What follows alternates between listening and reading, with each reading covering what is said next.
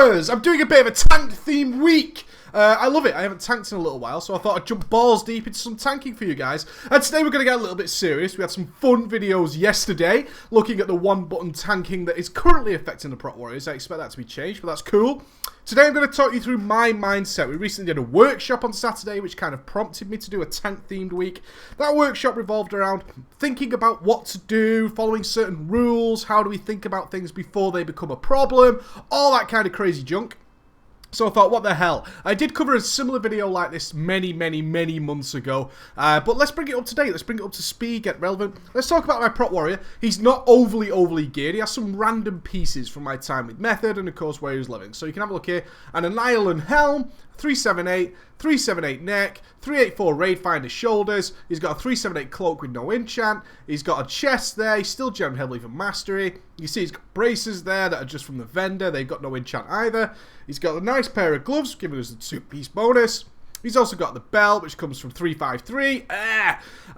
He's got some nice Raid Finder legs. Some booties that come from Dragonmore Exalted, 359. My god. And then, of course, a 410 Heroic Ring. That is just the way life is. The Queen's Boon, 378.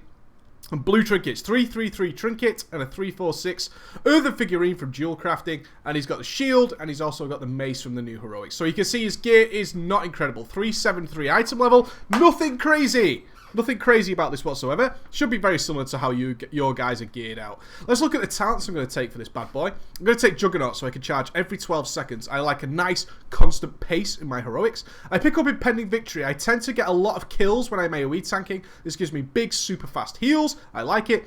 This ability, Disrupting Shout, is a godsend. I absolutely love it. With the change to interrupts, especially in 5-mans, Disrupting Shout really allows you to interrupt multiple mobs and then create a death ball from that. Shockwave is not only a nice offensive cooldown, but it's a really nice defensive cooldown. Stunning all those mobs keeps you alive longer. And I always roll at the moment with Mass Spell Reflection. I tend not to need Vigilance or Safeguard. Mass Spell Reflection allows me to just protect people from them random spells that get fired out all across the place. The glyphs I'm going to roll with. A Glyph of Hold the Line improves the damage of your next Revenge. As you know, we're going to be doing a ton of Revenge after Parry with the current situation with Revenge, so it's a makes sense glyph for me. I go with Glyph of Death from Above, giving me a much faster heroic leap and increasing its damage, giving me extra threat when I'm leaping around, pulling more mobs as possible. And of course, Glyph of Gag Order, so my Pummel heroic throws silence mobs. This is the most important one. The rest of them are more utility glyphs. I love this one for tanking, especially in my 5-man setup, purely so I can interrupt things and get things into a nice death ball. So I've mentioned a few things there, death balls, all that kind of stuff. What are we talking about? I take my tanking very seriously. I really do. Something I very much enjoy doing, and I like the fact that I can control things and make groups go a hell of a lot smoother when I'm tanking them. There's a few rules that we have about tanking, or that I have, that you guys maybe want to follow, maybe you don't agree with them, that's cool, do whatever you wish. Ultimately, rule number 1, when I queue for this dungeon, I'm going to get a bad healer and 3 terrible DPS. I think that to myself right now before I click the button. It's not something I worry about. I accept it. Accepting things makes life much easier. It's not a weight on your shoulders anymore. You just accept it and you move on from there. I'm going to get a bad healer and 3 bad DPS, which means I will be needing to keep myself alive. And I'm also going to be doing a lot of the damage in the dungeon. If anything changes out of one of those 2 things, it's better for me overall. So I'm in better shape than before I queued up. Very nice thing to think about before you start, okay guys? The second thing is I'm going to be trying to create death balls as much as possible to make really substantial AoE damage for the rest of the group. One thing people don't consider is the faster things die, the better it is for you, the less chance you have of dying. The best way for things to die faster is to get them all gathered as close as humanly possible into one spot and then make sure that everybody's AoE is being really effective. That's something we control as the tank, okay? We don't let the DPSs control that. We control it as the tank and we try and do it as much as possible. There's a few little alterations to that in terms of how we position and stuff like that. Which brings me to step number 3. Position. I'm going to be talking a hell of a lot in this video about position. No doubt it'll annoy some of you. That's fine. That's okay. But I'm trying to instill it into you. I'm trying to ingrain it into your minds while you're tanking. You should be constantly thinking about your position. So I'm going to take you through my mindset. I'm generally going to be talking about what I'm thinking about as I go into the dungeon. So I don't know what dungeon I'm going to get. It's the Moonwell one. That's cool. Know your trash. is one of the important things about being a tank. You need to know more than anybody else what the trash does, because of course we assume we've got 3 bad DPS and we also have a really bad healer. As such, we assume they're going to not know their trash whatsoever.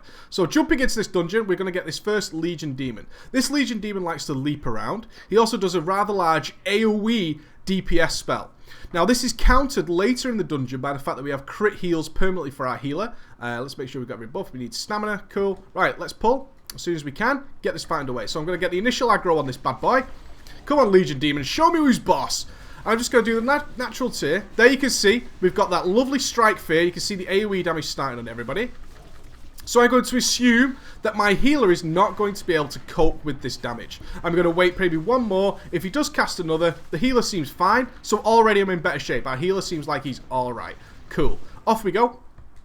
If, though, in my mind, I'm prepared for that healer to be terrible, what I'm actually thinking in the back of my head is, you know what? I'm going to get my rallying cry ready just to make sure people survive that dungeon. Because when people die, that slows me down.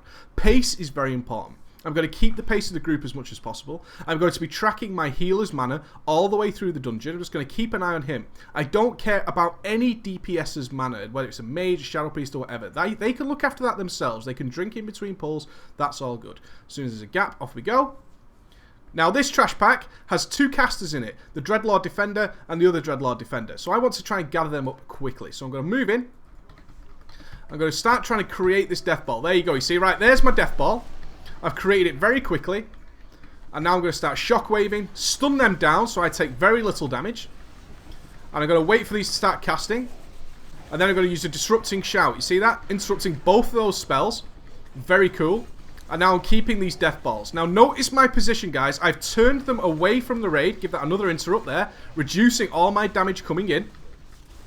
I've turned them away from the raid. Now this is for the melee DPSs, namely our Ret Paladin here. Let's assume that we've got a bad Ret Paladin. This Ret Paladin doesn't understand how dodge and parry work. He thinks that just by attacking the mob, I'm doing as much damage as I humanly can. I'm doing as much as I possibly can all the time just by attacking that target. Now we know that's not true. He needs to be attacking from behind the target.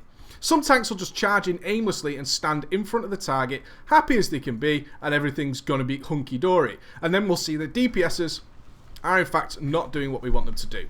Now this guy can't be interrupted, so I'm aware of that. I'm going to throw out a Disrupting Shout there. That's going to bring them to here. See? Position, position, position. I want to face them away from the raid as much as possible, especially these Dreadlord Defenders. Their Carrion Swarm that I am interrupting as much as possible is actually a frontal cone. Know your trash. It's a frontal cone attack, which means if I was facing these towards the raid, then they would quite easily be attacking the rest of the raid and taking unnecessary damage. Let's see if he casts one more. There, you can see that graphic. You see the graphic travels through me and past me, okay? So what I want to make sure is by just tanking this where I'm tanking it, when I move it, like I moved it back into range of that caster, is making absolute sure that Carrion Swarm is not hitting anybody else. I don't want that to be happening. I really, really do not want that to be happening under any circumstances. I'm not aiming for DPS here. I'm not trying to do any other demonstration than what my mind says.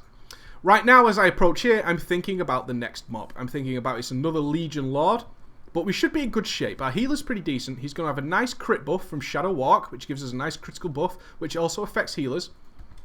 And I can instantly pull this guy. I don't need to wait for anybody else. I'm going to have a ton of crit. They're going to kill it really, really quickly.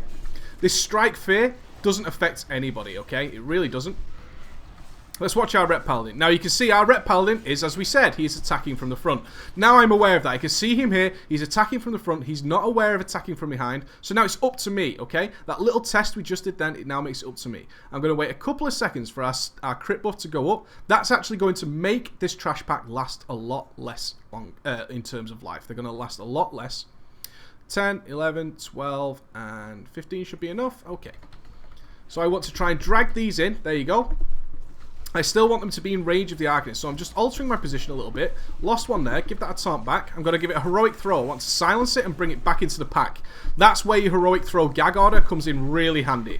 And now I'm facing the Carrion Swarm away from everybody else. When I see the next cast, I'm going to give that a big Disrupting Shout.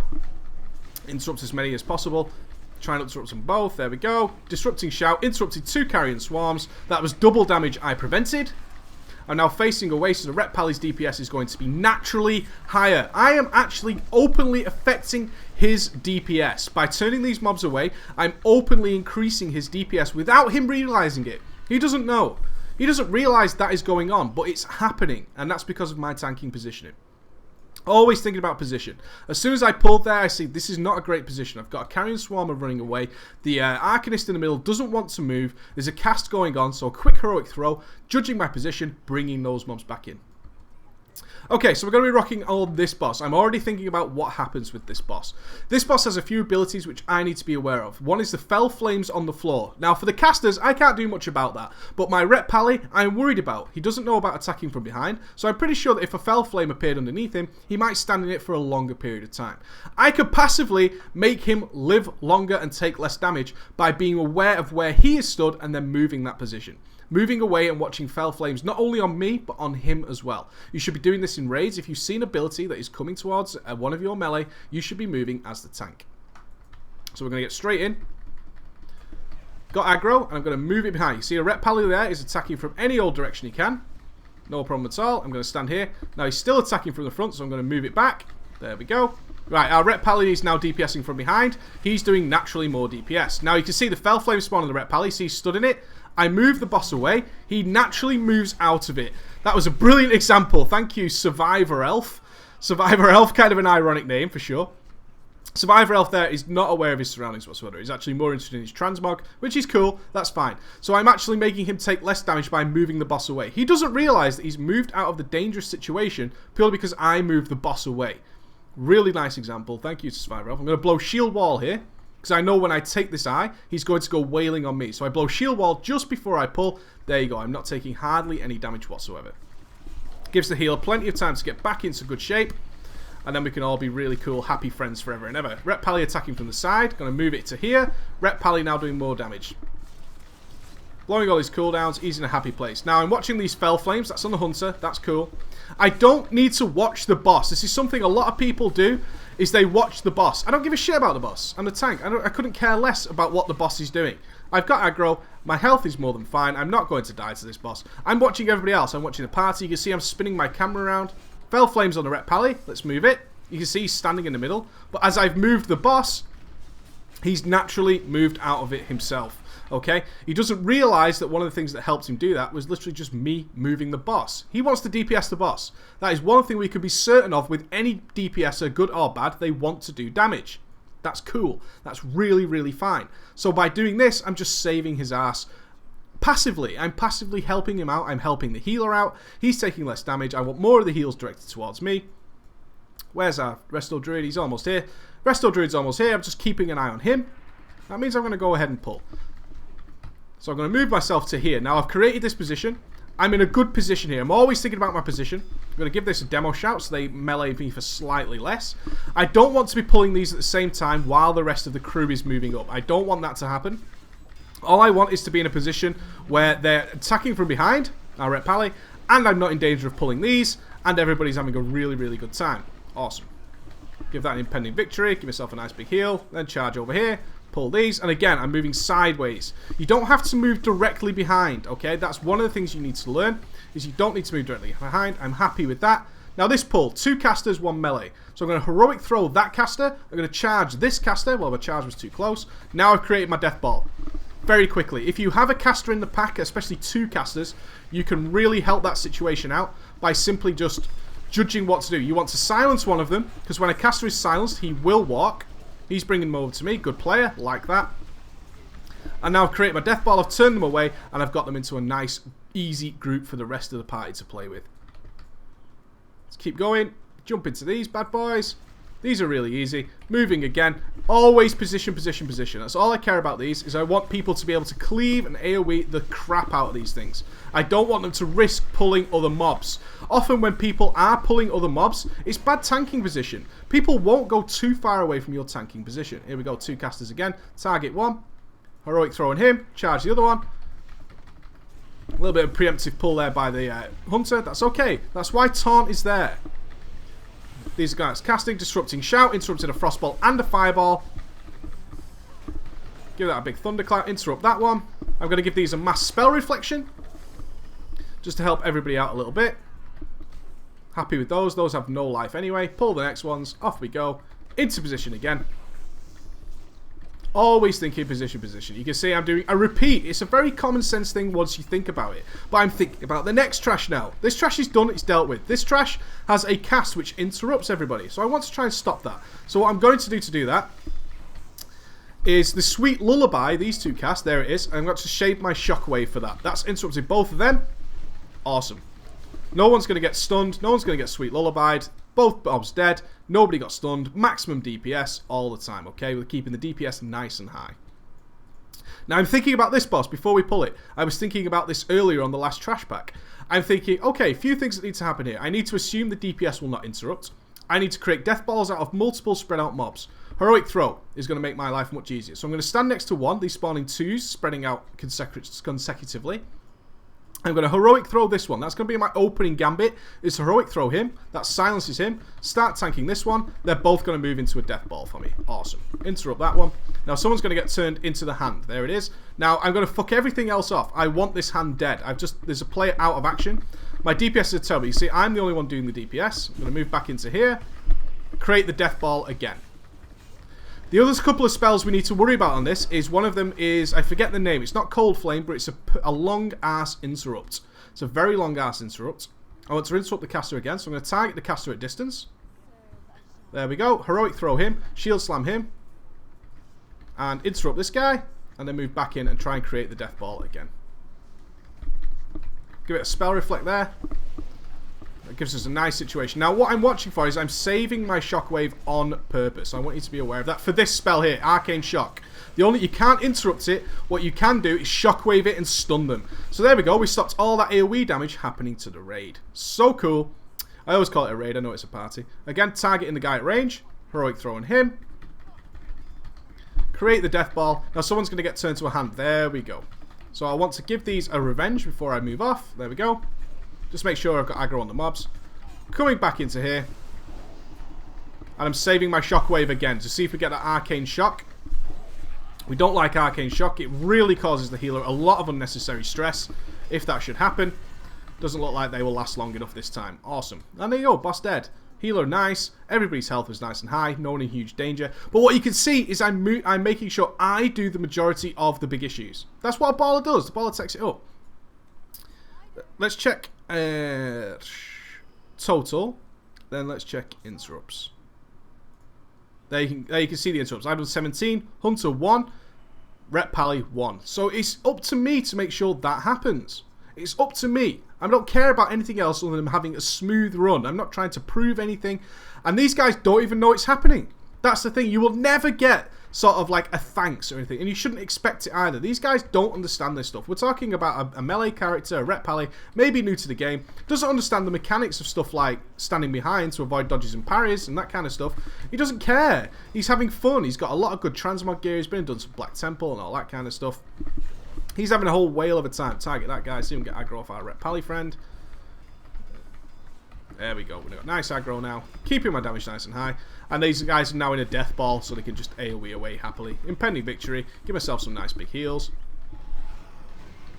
When it comes to cooldown usage, around 40% is when I'm really considering using cooldowns in a 5-man. If I'm at 40% HP, I want to do something. Be it an impending victory, shield wall, rallying cry. These things are there to be used. They really are yet there to be used. Judging our trash, this Abyssal Doombringer. It's the things you just don't think about because it's a 5-man, right? Who gives a shit about a 5-man? I give a shit about my 5-mans. This is some of the better examples of where you can do multiple styles of tanking. Now what happens here is Illidan gives us a buff from a vial that stops us taking immense fire damage. The Abyssal Doomguard does immense fire damage. What people tend to do is charge up to the Abyssal Doombringer and DPSing from there. Illidan doesn't move and the buff is in a radius around him. So in order to counter that and to stop people taking unnecessary large damage because they don't realise why, see our Ret Pally is hungering at the bit to go and DPS that thing.